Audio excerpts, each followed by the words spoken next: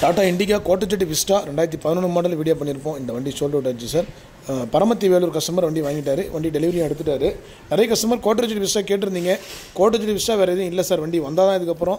இதே மாதிரி low model வண்டி பாருங்கள். பிகோ 2 வண்டி இருக்குது. அதே மாதிரி பார்த்தீங்கன்னா லோ மாடலில் ஒரு வண்டி போட்டிருக்கோம் பாருங்கள் சார். உண்டாய் கம்பெனி கெட்ஸு சார். 5 வருஷம் பேப்பர் கரண்ட்டு, இன்சூரன்ஸ் கரண்ட்டு, அந்த வண்டி இருக்குது.